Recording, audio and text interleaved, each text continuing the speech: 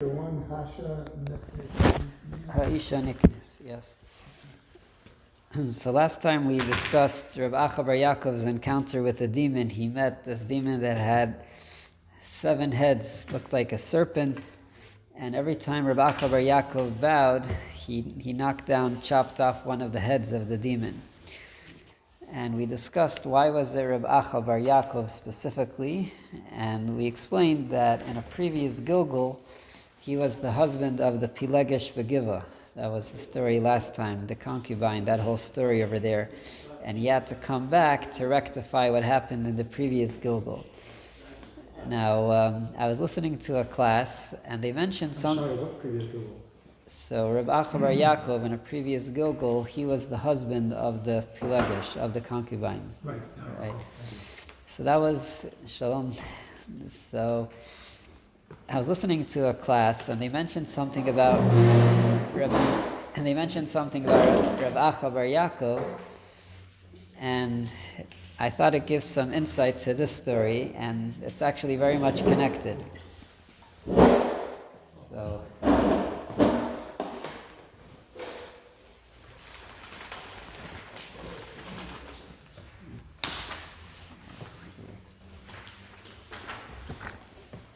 So just to refresh our memory, so the story was that the son of Reb Acha Bar Yaakov went to study in the yeshiva, but then he came back and the father said, he doesn't really know how to learn that well, I should go instead.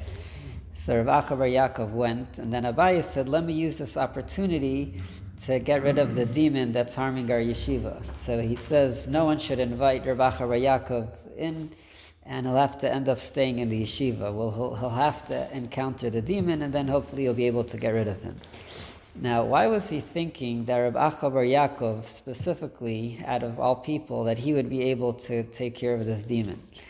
So there's another 2 Gemaras that I think fill in the story. Sometimes, you learn a little bit more about the same person, and one story fills in the puzzle, completes the puzzle. So speaking about Sukkot, you mentioned Sukkah, right? So during Sukkot, we shake the lulav up and down to the different directions. Now, what's the reason that we do these nanuim? Why do we shake the lulav to different directions? It's called nanuim. Nanuim, like with the ayin, nanuim.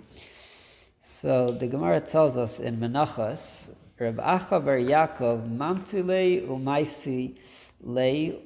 Reb Acha Bar Yaakov would extend and bring back the lulav in this manner, and would say, Gira be'ena de sitna. I am hereby shooting an arrow in the eye of the Satan. So that's what he meant. You take the lulav like a spear and pointing it right at the Satan. And the Gemara comments, it says, V'lav milsahi. It's not a good idea. It's not recommended to say this. Why? Because this will induce Satan to come to incite the Jewish people to sin. So you don't want to start up with the Satan specifically. Like you could do, we shake the lulav, but don't say this to the Satan. He's going to get upset. He's going to start. You don't want to trigger the Satan. It sounds haughty. Yeah. Now again, so this is the same person, Reb Acha Bar Yaakov, starting up with the Satan. So that's one clue. Now we have another story where it says like this. Amar Reb Levi, this is from Bava Basra. Satan u'pnina l'shem shamayim neskavnu. Reb Levi says that both the Satan and Pnina is the other wife of Elkanah. Elkanah had 2 wives, Chana and Pnina. And Chana is the mother of Shmuel. And it says that Chana was not able to have kids for a very long time, and that's actually the Haftarah of Rosh Hashanah. And Penina would always torment Chana and say, she would give her a hard time. So Reb Levi says that both of these, the Satan and Penina, had good intentions. Have good intentions. L'shem shamayim neskavnu. The Satan had good intentions. Yeah. Not Reb Acha with his spirit. So let's see soon. Reb Acha Bar Yaakov gets involved. But this is what Reb Levi says. Reb Levi says the Satan that we usually know is this terrible angel or whatever, and also Penina, which looks like she's doing terrible things, giving a hard time to Chana. Both of these are doing it l'shem shamayim. They're doing it for the sake of heaven. surprised to hear that something has intention at all.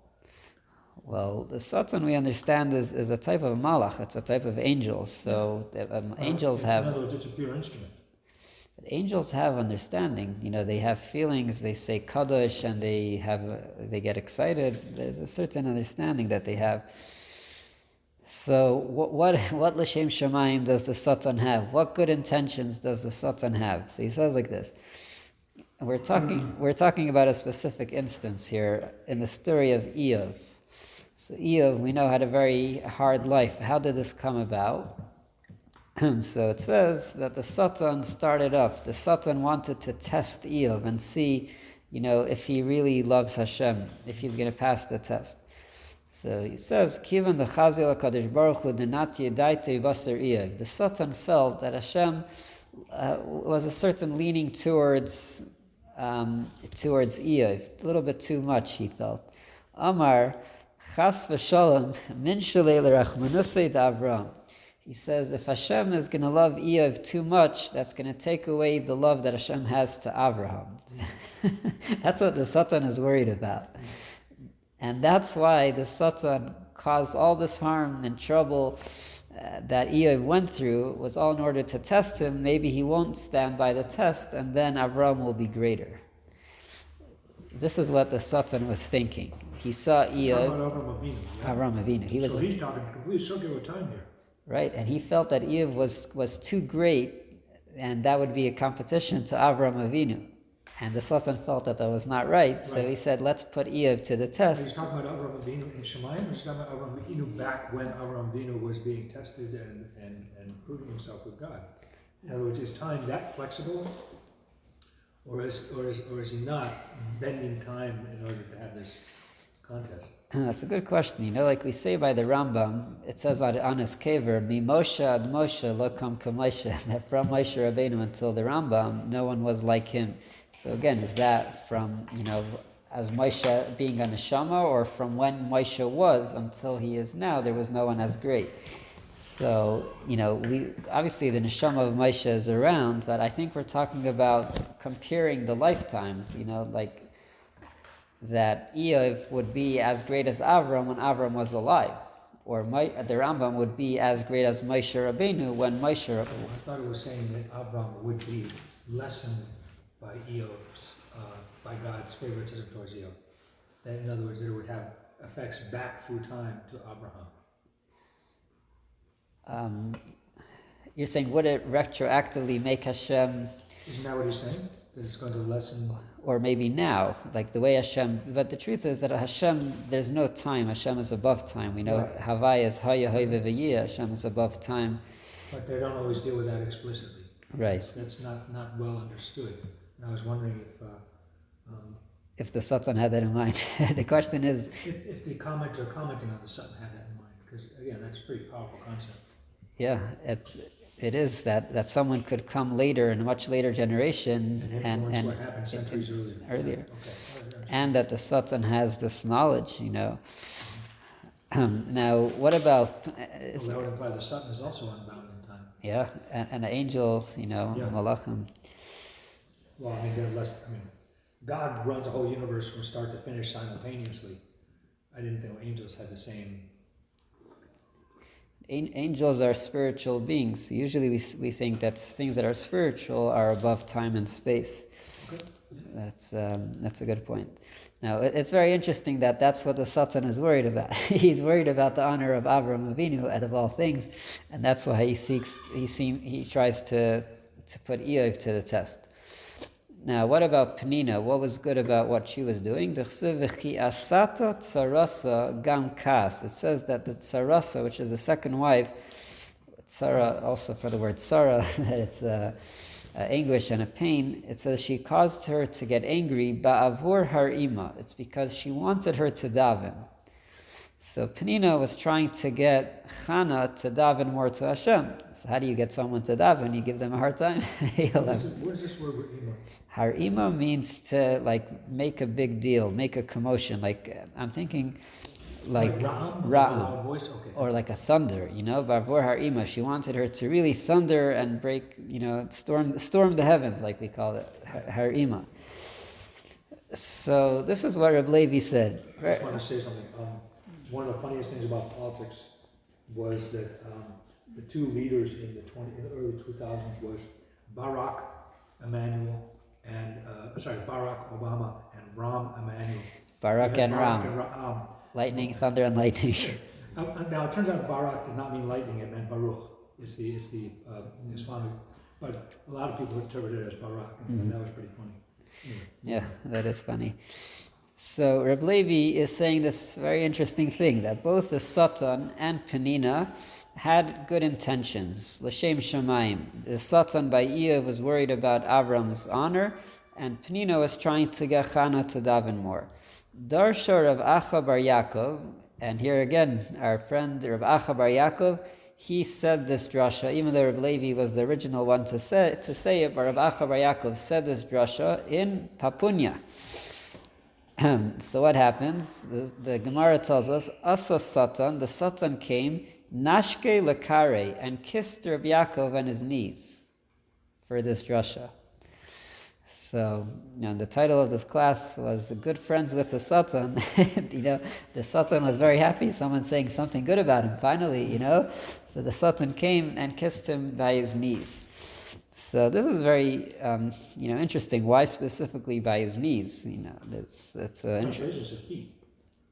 It says, okay, I think more precise would be kare is knees more than feet. So this is again Berach was knee. Kilachat tichra kol berach. It's also another word for knee. Yeah, tichra kol berach, bend the knee. So it's So the bending one. Okay. yeah. Okay, so now we have already three things about Rav Acha Bar Yaakov. We have Rav Acha Bar Yaakov by the lulav. He's shooting it at the Satan. Then we have him saying something good about the Satan.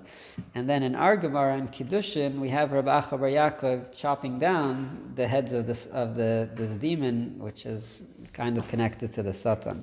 So how do we piece the puzzle over here? What's the story here? So we have a commentary here, Ben Yehoyada. Darsha Rav Acha Bar Yaakov b'Papunya v'asa Satan v'nashke akari. Yesh lahakshos. The question is, Lama nashke akari. Why did he kiss him by his knees or by his feet? V'loy nashak yadav. Why didn't he kiss his hands? Maybe like a Sephardim, they kiss the hands. V'lama charad hasatan kol kach l'gabi Rav Acha Bar Yaakov v'davar zeh. Why was the Satan like so? Why did he get so emotional? What like for what Rav Acha Bar Yaakov said? Venirali b'siyata d'shmaya. So he says, this is what it seems to me. Ki hai drasha d'hacha, that this explanation, that the darsha Rav Acha b'Papunya, havas achar maisa de Gemara de Kiddushin. He says that this story of the Satan kissing the feet of Rav Acha Bar Yaakov is after our story that we learned in Ein Yaakov last week of Kiddushin. Kiddushin? We're learning Kiddushin In Masechta Kiddushin. Ulefiza nimtza bekriyos she'asa Rav Acha b'yarchayso. We learned last week that every time Rav Acha Bar Yaakov bowed, he chopped down haragas hamazik. He killed the demon shehaya b'shiva koiches tuma shala satan. So he's connecting here the Satan and the demon with the 7 heads, because the 7 heads represent the 7 powers of Tumah of the Satan.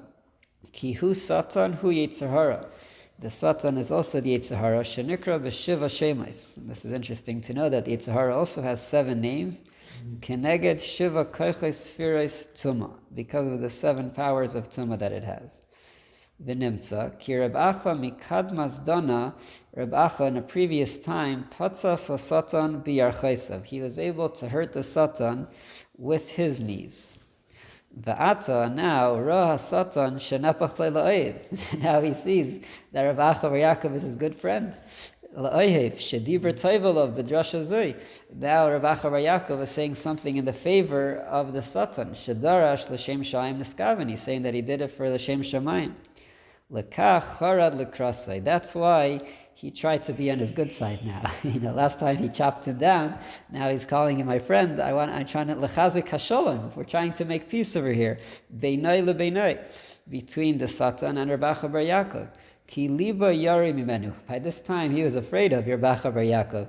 Mikayach oisam haptzia is shepatzu, from the times that he struck him and hurt him the other time. I think someone is here.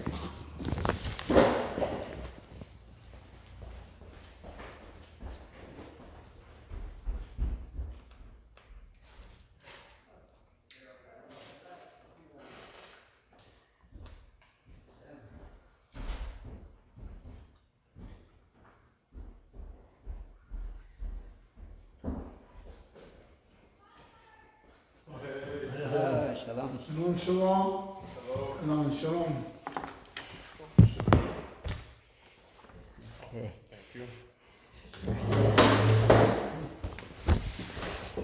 So, just a quick recap over here. So we're continuing on the story of last week of Rav Acha bar Yaakov with the seven-headed serpent. And we brought now another Gemara where Rav Acha bar Yaakov said something good about the Satan. It says that the Satan was doing his things l'shem shamayim, for the sake of heaven. Then the Satan heard this, and he came and kissed Rav Acha bar Yaakov on his knees. So now we're explaining what happened over here. So the Ben Yoyada is explaining that it's because of the story in Kiddushin that Rav Acha bar Yaakov really gave the Satan a beating. That's why now, when he's saying something good about him, he's coming to be his friend, to make peace.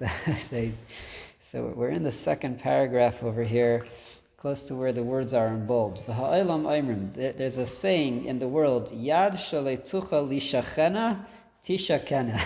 This is a good saying. A hand that you can't bite, you should kiss. So, he's saying, I can't start up with Rav Acha bar Yaakov, let me at least kiss him, let me be his friend. Lachein yarchaisov shepatzu b'hem aidei kriyos, those same knees that Rav Acha bar Yaakov threw bending down. Last time we mentioned that every time when he bowed with his knees, that's how he chopped it, that's how he hurt the Satan. Ata bavanashke sham. Now he's kissing him in that same place. Loimar oisam hayerichayim asher karu leftzayisi, those same knees that bent to chop me down. Hineni ata naishik oisam. Now I'm going to kiss them. Ve'ein davar beini lebeincha ela shalom. We have nothing against you, we have just peace. So this is, very unique to have someone that gets along with the Satan. In our Gemara, he comes and chops him down, but then in a different place, after the story, he says something good about the Satan, and the Satan comes and kisses him, and now there's shalom. It's an incredible thing. Now, about the Satan, a lot of things during the month of Elul and Rosh Hashanah are very much connected with the Satan. It says, why do we blow so many times on Rosh Hashanah? It's called the tkiyos of sitting down, and then the tkiyos that we do standing up. Why do we do so many blowings? The Gemara tells us it's la'arviv hasatan, to confuse the Satan. Some people say that why do we blow in Elul during this month? It's also to get him confused. Like he doesn't know, is it already Rosh Hashanah? What day is it? So it's important that we get the Satan mixed up, get the Satan confused. But over here, it seems like there is an option to make peace with the Satan. Now, what does it mean that he's l'shem shamayim, that the Satan did it l'shem shamayim?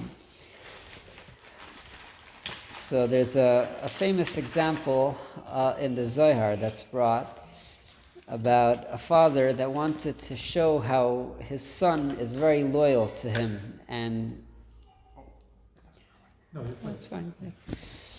So there's a famous mashal. It's called the mashal of the harlot in the Zohar, where a father wants to test his son, so he hires a harlot to try to convince the son. But the zona, to seduce him, right? Now, the Zona, the harlot, she knows that the point is not that the son should be convinced. He wants the son to overcome the challenge. So really, she's also on the son's side, or on the father's side. So it's an interesting idea. Like sometimes we think about the Satan or the Yetzer Hara, they're like the bad guys. They want bad for us. They're trying to get us down. But the truth is, it's all part of Hashem's plan. So they're really on our side as well. So that's really what he means. Satan l'shem shamayim, which means on the outside it looks like he's a Yetzer Hara. He's trying to do us evil and to try to get us to sin. But he's really there just as a challenge to show our strength. So that's... Which means he's going to hold back. What do you mean he's going to hold? Well, like he has to do a good job because he has to do a good job, but he can't overwhelm them and destroy him because he also feels he's been given a job to test the child but not destroy him. So now he's got to match the child's energy with his energy, almost exactly. Right. That's why we say that Hashem gives the Yetzer Hara according to the Yetzer Tov that you have. So it has to be balanced. So it's good to know that, the Satan, the Yetzer Hara, is also on our side. And we see over here, that's what Rabbi Acha Bar Yaakov said, and this caused Rabbi Acha Bar Yaakov to have a good relationship with the Satan. And, that's why some commentaries say when he shook the lulav, he said, I'm able to shoot this in the eye of the Satan. Rabbi Acha Bar Yaakov was not afraid to say that, even though the Gemara says it's not recommended for regular people. But because Rabbi Acha Bar Yaakov had this relationship with the Satan, that's why he wasn't afraid to say that. But if he's at peace with the Satan and the Satan is at peace with him, then why provoke him by sticking him in the eye? Why would he reignite that conflict? That's a good question. Why would he reignite it? So the truth is, the other time he chopped him down, which means we have to know that from one end he's a friend, but intimidated. Yeah. If you have the ability, which means reminds me of Shlomo in the shade. Yes, so that whole story that we went through. So you had to keep him, remind him that who's in charge. And yet they could still converse as equals, but only when the shade was in chains. So it's very interesting how these different stories in the Gemara fill a puzzle because. In our story in Kiddushin, why was there Rabbi Acha Bar Yaakov specifically, the one who had the power to do this? And here we see from these different stories that he was someone that was not afraid of the Satan. He was able to be on top of him, to chop him down, and then later on the Satan is coming to his knees and kissing him, making peace. Wasn't he also the one last week who got married very young and they wished he got married even younger? So that was someone else. That was someone else. But I remember that was to also control the Yetzer Hara. Yeah, and the stories in the Gemara come one after another. Now, maybe I'll say this next part outside, but something got me thinking. His name was Rabbi Acha Bar Yaakov, specifically. Now, what do we know about Yaakov? That he had this encounter with the Malach of Esav. And over there, again, what did the angel of Esav do? He heard him in his yarech, in his thigh, the Gid Hanasha. So over here, talking about Gilgulim, Reb Acha Bar Yaakov is fixing what the angel of Esav did to Yaakov all the way back. So during that encounter of Yaakov and Esav, even though Yaakov became Yisrael, he went on top and he won over the angel, but the angel caused him some harm, because he hurt him by his yarech, by his thigh. And over here, Reb Acha Bar Yaakov is making up for that, and the Satan is coming to kiss him by his knees. He's saying over here, there's no harm at all. Now there's no damage. It's all peaceful. So Reb Acha Bar Yaakov is doing kind of to fill in for what the angel of Esav did to Yaakov. Okay, so that was just to kind of finish up the story from last week to give more insight about Reb Acha Bar Yaakov. Now we get into the back inside over here in the book on page 23. And here we're going to go into the big question about, studying Torah or getting married. What comes first? Should a person get married and then study Torah, or should he first study Torah and then only later get married?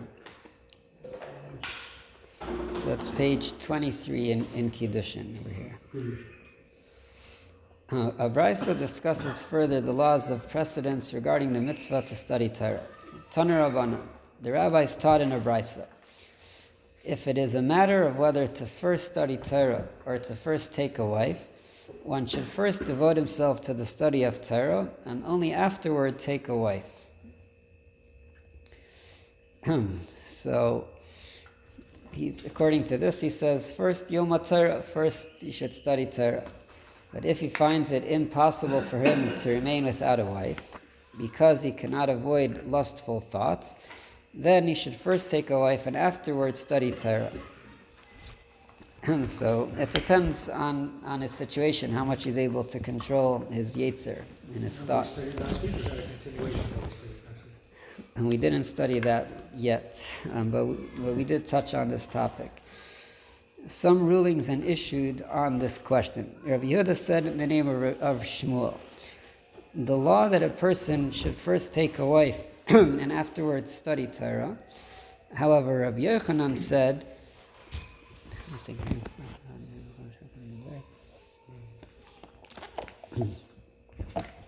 with a millstone around his neck, can one study Torah?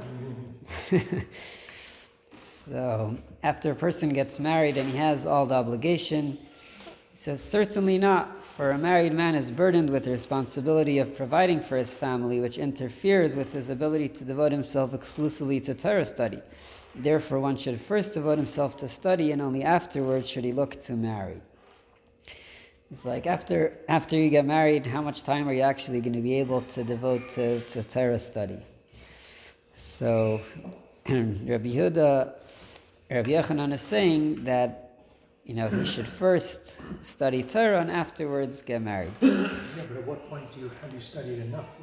So this is a big question. What is the time limit? How do you know when you studied enough? We know that Torah is endless. So let's conclude this piece and then we'll go deeper into it. The Gemara concludes, but in fact, Shmuel and Rabbi Yochanan are not in dispute. For the ruling of Shmuel was issued for us, the Jews of Bavel. We're talking about Talmud Bavli in the area of Bavel. Whereas the ruling of Rabbi Yochanan was issued for them, the Jews of Eretz Yisrael. So it depends for who, it depends in which area. And this is a very interesting halacha, that it depends on where you are geographically, that it makes a difference what order you should be doing things. It's kind of like you have Sfardim, Ashkenazim, here you have Bavel and Eretz Yisrael. It's a different halacha, whether so. But the Gemara actually doesn't say what's for what. But let's see, the Art Scroll is going to explain based on some commentaries. The men of the community in Bavel generally spend their years learning away from home, as they would travel to Eretz Yisrael to study their Mishnayos of the Tanaim. So the people of Bavel are away from home. For these men, then, marriage was less likely to interfere with their course of study, since they would be relatively free of familiar responsibility while away in Eretz Yisrael. People of Bavel, they're not at home, so they don't have to worry about it. Shmuel, therefore, advised them to marry before studying, for by doing so they could eliminate lustful thoughts from their minds at an earlier stage in their lives. So if you're not at home, you get married, and then when you're in Bavel, you won't have to worry because you're already married, so you won't have thoughts. Whereas, so that seems like counterproductive. So we're going to see there's people that question this approach. Okay. But at least you are married, which means you won't just be thinking about anyone or everyone. This person is married already. Whereas when Rabbi Yochanan advised men to study before marrying, he addressed himself specifically to the Jews of Eretz Yisrael. Men in that community generally remained in their native land while learning Torah. People in Eretz Yisrael have nowhere to go. They're in Eretz Yisrael. They study Torah over there. Thus, if they married before embarking on a course of study, they would likely find themselves distracted from their learning by the weight of their family responsibilities. So Rabbi Yochanan is saying that in Eretz Yisrael, you first study Torah and then you get married. So he's making this distinction between people in Bavel and people in Eretz Yisrael. In Bavel, you first get married and then you travel away, then you study Torah. In Eretz Yisrael, you first study Torah and then you get married. This is Rashi's approach, Rashi's opinion here. So the mitzvah of Pru'arvu you could do later. So also the Gemara doesn't give any time frame. It doesn't tell you, by when do you get married or when, it's just saying first study Torah, then get married, or married and then study Torah. It doesn't tell you. Like that saying by 18 under the chuppah? Yeah, exactly. Ben Shmona Esrei L'chuppah. Yeah. But what about Rabbi Yochanan? He says you have a millstone on your neck. How are you going to study Torah? So, but that answers the question of how long should you study before it's time, is until age 18. Until age 18. But does Rabbi Yochanan agree with that? And maybe he's giving you permission to study longer, even after 18. Well, there wasn't last week the guy who was 20 years old stood in front of the rabbi. I thought it was Acha, but it wasn't. And he said, turn away from me because... He didn't even want to see him. Yeah. And that's a question. Obviously, 19 is the limiter. But then there's another question. Was he in Bavel or was he in Eretz Yisrael? And who does the halacha follow? So there's a lot of discussion here. So at the same time, we also have people like David HaMelech who found his first wife at age 29. That was the same year he fought Goliath. So it's not necessarily like we see. Yeah, but he's on a special case. He was on the run all those years. Well, no, this is before he even came on the run. Like, he was a shepherd with his family until he was 29. Not like the paintings predict him like to be some 15-year-old. Like, he was a much advanced in age when this happened. So it's like we see examples of he didn't get married right away, right? Right. So, but he waited too. Well, was he studying Torah or he was fighting wars? What was he doing during that time? So I think when he fought Goliath, he wasn't fighting any wars. That was his first battlefield experience, because his father told him go speak to your brothers on the battlefield, and Shaul makes the statement, and then he's like, yeah, but guess what? He was undone by lust when he saw Beersheba bathing. Yeah. But that's already later though. That he already had multiple wives come on. So she's wife I think number 4. He's saying that. He waited until he was 29, and in the end, he struggled with lust. So yeah, but that's already him because he requests that challenge from Hashem. He says, Hashem, I want to be tested. I want to say, okay. So he kind of brought that on himself. But so I'm just trying to understand the source of 18 lechuppah goes against Yosef HaTzadik, for example, also spent 12 years in prison. He also gets out at age 29. So that you can't blame him. He's in prison. What should he do? Exactly. How is he supposed to get married? He didn't get married in Potiphar's house, even though he still had access to Osnat. So obviously, so there's because then you have people who get married at 9. When you do the calculations of when Yair ben Menashe was sent by Moshe to conquer the Gilad, they're like, wait, how is this guy Menashe's grandson? And they make a calculation, and they're like, yeah, this dude got married at 9. Yeah, so the ages in the Torah are very interesting, but also Yosef was before the giving of the Torah, so a lot of halachot didn't really apply then. So I feel like it also follows today. The older you get married, it's usually the person is much more worked on himself, and it's more of an elegant marriage that leads to more proper results, versus younger marriage is more rednecky stuff, when you kind of see that you just have a whole bunch of kids but nobody notable. Right, so that's the case for getting married later, right? The case for getting married younger is that the two parts of the marriage, they meld better. That they're not as fixed in their ways. Right. They're much easier to mold to each other and become a union. That's true. So that's the other side. Argument. Right. So that's a more general question about getting married earlier or younger. Here it's specifically Torah versus marriage. And the Gemara sees it as a little bit of a contradiction, which means if you're married, according to Rabbi Yochanan, it's how are you going to study Torah? So the question is, what comes first? Now, something very fascinating. Rabbi Yochanan used an interesting expression. He said, Rechaim betzavari. The words in Hebrew are Rechaim. You have a millstone on your neck. Why did he use this expression of a millstone, of a Rechaim betzavari? So, it could just be an analogy. What would you say? Bread is the staple in millstone. That's what makes the bread. Grinds the wheat to make the bread. That's but grinding is a euphemism for illicit lustful activity. That's also true. So let's see over here. On the second page, Rechaim v'tzavare v'yasok b'Torah. It's a beautiful pshat.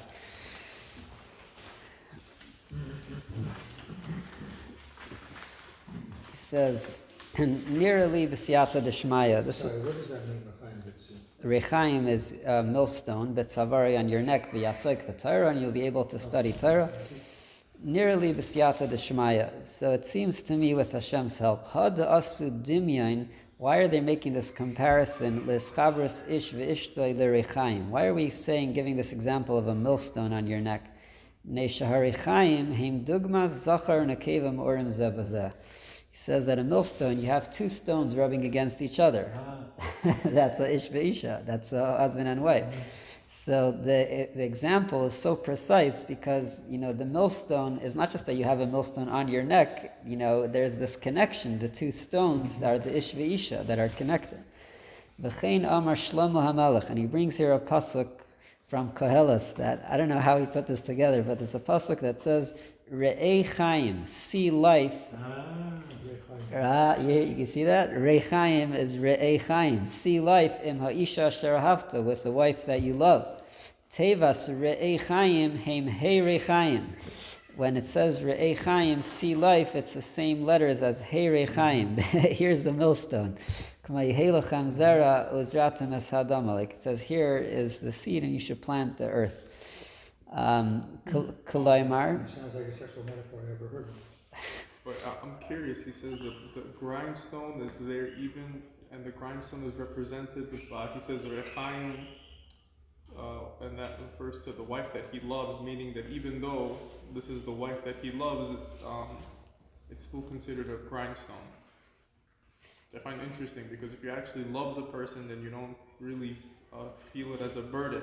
So I feel like he's trying to make this more positive. From the Gemara, it sounds like, I have this whole burden on my head, like I have a whole millstone.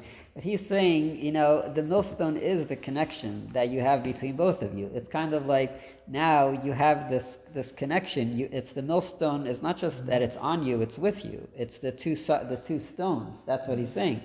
And the pasuk that he's bringing, he's saying, Re'ei Chaim im ha'isha asher ahavta. Shlomo HaMelech is saying, it's a millstone that you love. So it's a burden, but it's something that shows connection, that's... And speaking of refined marriages, you put unrefined grains into the center of the millstone, and out comes refined wheat. Yes. So with the two parts of the grindstone, you create something of value. That's very interesting. The Gemara actually says, when describing the role of the man and the woman, it says that the man brings in the wheat, and you can't just eat wheat. The woman is the one who crushes it. So it's kind of the opposite here. It's saying that the man has the millstone. But he finishes off, Kalaimar. He says, this is what Shlomo HaMelech is saying. Hei lecha Rechaim b'tzavarach. I'm giving you a millstone, im ha'isha asher ahavta, with this woman that you love. So it's both things together. She's the millstone? It's saying not together. It's really together, but it's basically saying I'm giving you the obligation of providing with the woman that you love. So, it's kind of showing from one hand that it is a burden. It is something that you have to take on yourself. It really takes over you. At the same time, you're doing it im ha'isha asher ahavta. So it's not just like, that I don't want to do this. This is with the woman that you love. This is for your wife. This is for your family. What if he doesn't like her? If he doesn't love her in that situation, is he pater from this? If you don't like her, then it goes into the story of our parsha. There's different laws of get, or it all depends. But no, it's not doctor. It's not necessarily like he's at the stage where he wants to give a get. He's there to fulfill the mitzvah. He doesn't necessarily like the person. You're just my partner in fulfilling this mitzvah. Right, but the partnership is why did supposed to be productive. Why did he get married? For the mitzvah, because there are people that say that there's a mitzvah to do prayer. If you have a family, then you just do it. But the Torah says, you're not supposed to get married to a woman unless you really get to know her first, and there's supposed to be love in the marriage. Just doing it for pru'ervu, I don't think that's even according to Torah a good idea. Like if it's supposed to come first as a connection. Yitzchak was betrothed to his wife without even meeting her. But Eliezer, I guess it was an idea of trust over there. Eliezer, he had to get some signs that she was a good wife, and but I'm saying, obviously, he had Ruach HaKodesh, Eliezer Ruach HaKodesh, but that contradicts the argument that, so his Bashir, so anyway. Yeah, that's a good question from Yitzchak. That's not a regular. But usually we encourage. Don't do as he did. We encourage shidduchim. We learned a little bit earlier in kiddushin that Rav would give whips for someone that just makes kiddushin without shidduchim, without like an engagement, a prior agreement. That's so interesting. Now that we mentioned, how was Yaakov allowed to stay married to Leah, even though he found out the next day? He's like, "Whoa, you're not the person that I was supposed to marry." But he still stayed married to her, which is strange because normally the person that you don't want to get married to, you wouldn't stay married to them. So there's an idea of an embarrassment. That was the whole thing. Like he didn't want her to get offended. That's really why they switched. She gave over the signs, right? So the next day, now that they've verified, how come Yaakov didn't just leave. give the get and then actually end up marrying the true sister? Like park her in some different city and then like marry the person that he actually wanted to get married to. Does anybody in the Torah have a get? By Moshe, it's a little bit tricky because it says that Miriam was speaking about the woman that Moshe married, and it says that now he's what? Tzipporah? Yeah. Uh-huh. And it says that now he separated from her. It doesn't say clearly if it was a get or not, but it's close. Yeah. But actually, she was complaining because he had left her in a guna, basically. So the question is, when it says that he separated, was it actually divorce or just separating, which would be an aguna, kind of that she would be stuck? That was Miriam's criticism that she left this woman hanging. So I think there's different opinions about that. Yeah, but actually, this week's parsha Kiseitze is where the source of get and kiddushin, gittin and kiddushin, come from. It says in this parsha, if a person doesn't like his wife in different situations, and he gives a get, and from that same psukim we learn the laws of kiddushin. So getting back to our Gemara about this is for us and this is for them, the different laws of what if you should get married first or to study Torah first. I'm sorry, this is the first point in the Torah where we hear about divorce? With the halacha. Right, because before they said you're not allowed to send her away. I don't know if that was before Kisisa. I think it's here. I think it's Kiseitze. I think earlier we talked about like chalitza, not like get 100%. This like yibum and chalitza earlier. So that's mentioned, but the halacha for yibum again is also Parshas Kiseitze. A lot of mitzvahs are from this week's parsha. So Rashi's opinion that we just mentioned was that the people in Bavel, they what do? They get married and then they leave town. That's fine. And then the people in Eretz Yisrael, they should study Torah because they're at home. So if they get married, what are they going to do? But Rabbeinu Tam is very bothered by this. He says, what type of suggestion is this, that you get married and then you just leave home for a couple of years to study? He says, what about your wife and kids? You don't have to take care of them just because you're away from home? Rabbi Akiva did it, and it was considered praiseworthy. Oh, Hillel, sorry. Also, Rabbi Akiva, we know that he went away for a while. So that's, and he brings a proof that it's not recommended to do this. So Rabbeinu Tam argues on Rashi, and he says that it's just the opposite. So the paragraph that says Al Kein Nir Rabbeinu Tam Ibcha. You see, it's in where it says Taisvus in bold, the third paragraph after that. Al Kein Nir Rabbeinu Tam Ibcha. Rabbeinu Tam sees that it's opposite. The Rabbi Yochanan the Amar Chaim v'Tzavari v'Yasik v'Torah. Rabbi Yochanan says, how could you have this obligation of providing for your home and still study Torah?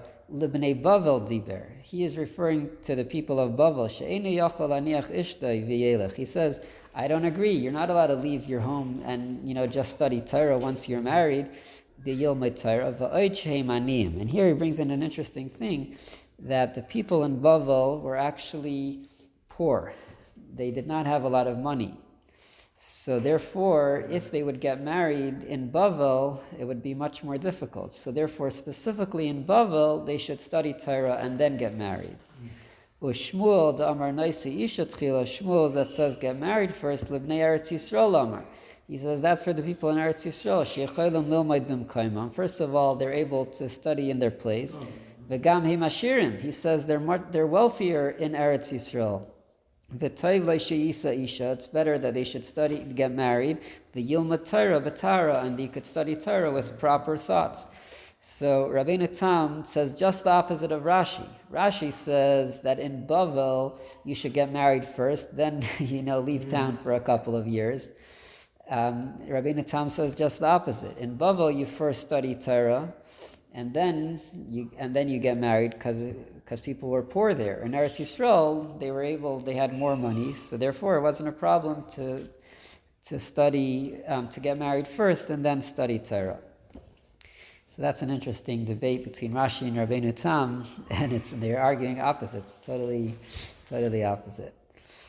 Then let's look at 3. And here, this one takes a flip. It's not about the people, it's not about the men, the difference is about the woman. Muva Baran Hezber Shlishi. There's a third explanation. Neshois b'nei Bavel hayu misaskos b'tzarchei abayis. The women in Bavel, they were busy at home. They were taking care, making sure everything is running well at home. That's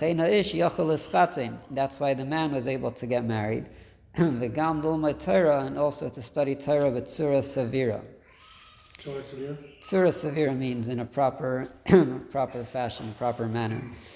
Amnam b'nais Eretz Yisrael, but the ladies in Eretz Yisrael mufunakos. Mufunakos means spoiled, or more lazy in a way. V'lachein adif l'lmod v'rak achar kach l'schatein. So this is a very interesting explanation. Again, examining the difference between Bavel and Eretz Yisrael, it's saying that the difference is not so much about the men. If they could provide, it's about how much the women are able to take care of the home. Wait, so how does it work? Is this still considered a marriage where he got married and then he now lives in a different country? According to Rashi, that's what they would do in Bavel. They would get married and then go to Eretz Yisrael. Yeah, you would still be married and you come back every few years or something like that. So what's the point of the marriage? Why just not go straight to Eretz Yisrael then? So the idea is that once you're married, you don't have as much thoughts about other women because you have yours. That's exactly pas basali. One of the Mefarshim use exactly that example, that when you have bread in your fridge, you're not as hungry. Even if you're not eating it, but just the fact that you have it, you're not going to be as hungry. So he says the same thing. The fact that you're married, that's already a reason that your Yetzer Hara will not be as strong. And now the Tosfos Rabbi Yehuda HaZaken says something very interesting. He says that in Eretz Yisrael, the Yetzer Hara is not as strong. Halon sheyitzreinu miskarbelin. He says in Bavel the Yetzer Hara is stronger. That's why we have to get married first. Halahu shematayich shem chafetzim b'Torah ein yitzra miskaber aleim. In Eretz Yisrael there's a stronger desire for study Torah, and the Yetzer Hara, is not so powerful over them. Everyone talks about the scholarship in Israel being inferior to the scholarship of Bavel. So it's interesting that they're saying, and it's the remnant of it's the few, the stragglers that were left after the exile. Mm-hmm. So it's interesting that this one rabbi is saying the richer, this other one is saying that the women are lazier, possibly because they're well off and they have leisure, and this one is saying that, what did he say? That they're studying more Torah more intensely, but all these things fly in the face of what we hear otherwise, which is the Talmud Bavli is much superior to the Talmud Yisraeli, and that the scholarship in Israel was at a lower level and all that. So it's kind of weird. Yeah, there is different advantages. It could be because Talmud Bavli was studied with poverty. That's why they had to put more effort, so they came out with more. That's another way to look at it. Now, also the advantage of being in a big city versus a scattered settlement. You're saying Bavel is scattered? No. Eretz Yisrael? Yeah, Bavel was very cosmopolitan. It was the premier power of the state. So studying in New York versus studying in Wisconsin. Right. So that's another difference.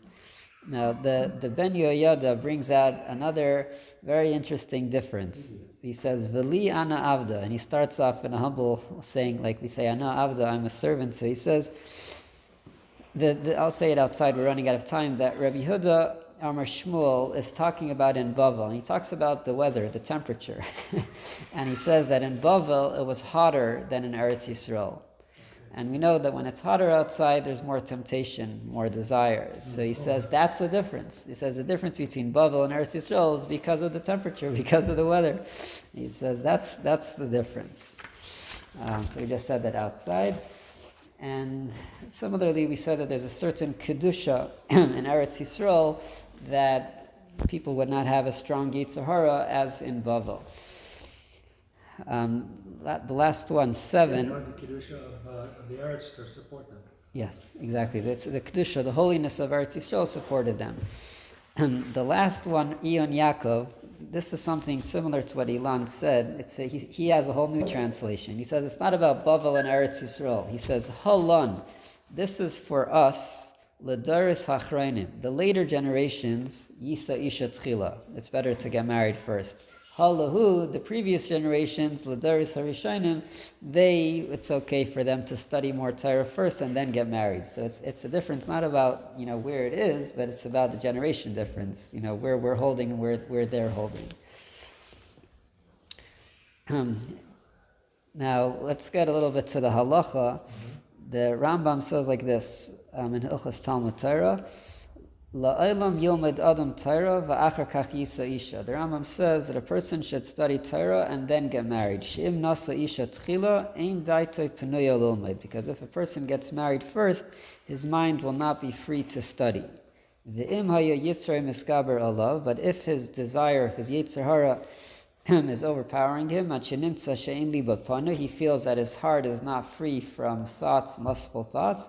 Yisa v'achar kach yilmad Torah. Then he should get married first and then study Torah. Now, we asked before, just to answer the question, what's the limit? When it says study Torah, how much is it? Or, and then get married. How long is that? Or what is considered studying Torah? So, in Torah, there's really 2 mitzvahs. We could divide it like this.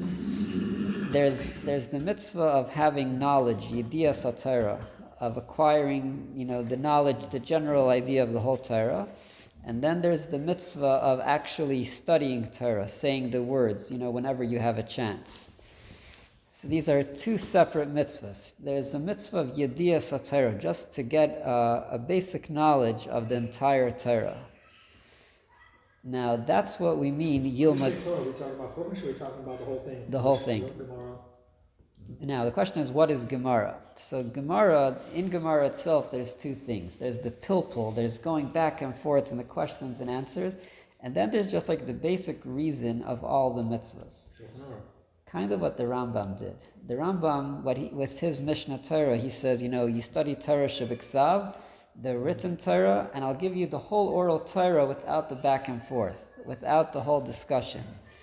And that is the idea. When we say Yilmad Torah, that you first study Torah and then get married, we mean that full knowledge of the whole Torah.